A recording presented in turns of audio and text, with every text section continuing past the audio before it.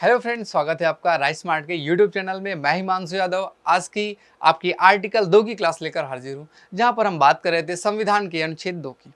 यहाँ पे आप देखेंगे अनुच्छेद 2 कहता है नए राज्य का प्रवेश या स्थापना, अर्थात admission of new state in India. Bharat में नए राज्य को आखिर शामिल कैसे किया जाए, तो उसके लिए नियम बताया गया कि संसद विधि के द्वारा, अर्थात हमारे जो देश की पार्लियामेंट है वो एक कानून बनाए और कानून बनाकर वो नए क्षेत्र को भारत में शामिल कर सकती है। जैसे आपने पढ़ा होगा कि सिक्किम भारत का 22वां राज्य बना, जो कि पहले भारत का हिस्सा नहीं था। इसी तरह से गोवा भारत का एक अंग पहले नहीं था, लेकिन हमने 1961 की लड़ाई के माध्यम से उसे जीत लिया और पुर्तगालियों से जीतकर भारत में उसे क्या कर लिया, शामिल कर लिया। इसी तरह से जरूरत पड़ने पर किसी भी समय भारत अगर चाहे, अर्थात भारत की संसद चाहे, भारत के नागरिक चाहे, भारत की सरकार चाहे, तो किसी भी नए क्षेत्र को भारत में शामिल कर सकते हैं।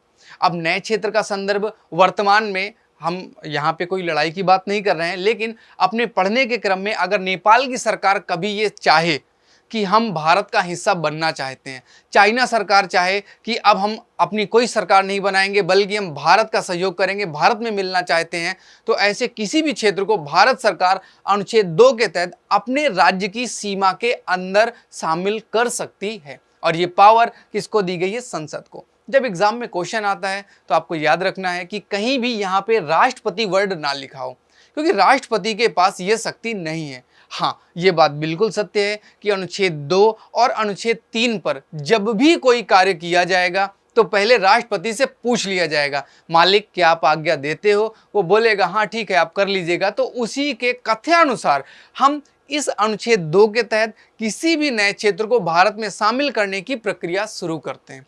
बहुत ही साधारण प्रक्रिया होती है। कानून के माध्यम से संसद में बैठे हमारे देश के जो जनप्रतिनिधि हैं वो सब मिलकर इसके लिए एक कानून बनाते हैं और वो हिस्सा सदैव के लिए भारत का एक हिस्सा बन जाता है और भारत का अभिन्न हिस्सा बन जाता है, जैसा कि उदाहरण के रूप में मैंने आपको बताया। अगर हम बात करें आज़ादी के समय की, तो आज़ादी के समय हमारे देश में केवल 11 प्रांत थे, लेकिन उसी के साथ साथ लगभग 562 देसी रियासतें थी। उन देसी रियासतों को भी भारत में शामिल करना था। तो जब हमने राज्यों के क्रम बनाने शुरू किए तो 4 प्रकार के राज्य बनाए गए थे। खंडका वाले राज्य, खंडखा वाले, खंडगा वाले और घा वाले। ऐसे हमने राज्यों को डिजाइन बना लिया था। लेकिन उसके बाद भी अगर हमें कुछ नए राज्यों को चेंज करना हो, नए राज्यों को शामिल करना हो, तो ऐसा काम संविधान के अनुच्छेद 2 और अनुच्छेद 3 में दिया गया है। आज की क्लास में हमने पढ़ा अनुच्छेद 2, अर्थात जो हिस्सा भारत का नहीं है उसे हम भारत में क्या शामिल कर सकते हैं? यस, शामिल कर सकते हैं, लेकिन शामिल होने के बाद वो भारत से बाहर नहीं जाएगा। आपको याद रखना है, कभी कभी चर्चा में आ जाता है अनुच्छेद 2 का। अगर कभी भी अनुच्छेद 2 का आता है तो वो सिक्किम से संबंधित था। जब सिक्किम को भारत का हिस्सा बनाया गया तो अनुसूची 10 में सिक्किम की चर्चा की गई और अनुसूची, ध्यान दीजिएगा, अनुसूची 10 में और अनुच्छेद 2A में सिक्किम का प्रोविजन किया गया, लेकिन अगले ही साल संशोधन करके इसे हटा दिया गया। अनुच्छेद 2 का अब नहीं है संविधान में। अनुसूची 10 भी परिवर्तित कर दी गई भविष्य में, उस समय जो जोड़ी गई थी उसे हटा दिया गया, अर्थात सिक्किम को पूरी तरह से भारत का हिस्सा मान लिया गया। तो याद ये रखना है कि कोई भी क्षेत्र जब भारत का हिस्सा हो जाएगा तो फिर वो कभी भी भारत से अलग नहीं हो सकता है, जब तक कि दोबारा आर्टिकल 368 के तहत सरकार कानून बनाकर उसे अपने क्षेत्र से अलग नहीं करती, जैसा कि बेरूवादी केस में और 100वें संविधान संशोधन के द्वारा भारत और बांग्लादेश के साथ हमने अपनी सीमाएं साझा की थी।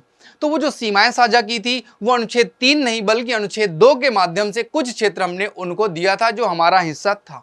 बात आपको क्लियर हो गई होगी। एक बार आप अगला वीडियो जो हमारा अनुच्छेद 3 का है उसे देखेंगे तो ये बातें पूरी तरह से आपको क्लियर हो जाएंगी।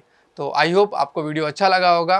वीडियो को लाइक जरूर करें और जाते जाते अगर अब तक चैनल को सब्सक्राइब नहीं किया है तो सब्सक्राइब करके बेल आइकन जरूर प्रेस कीजिएगा।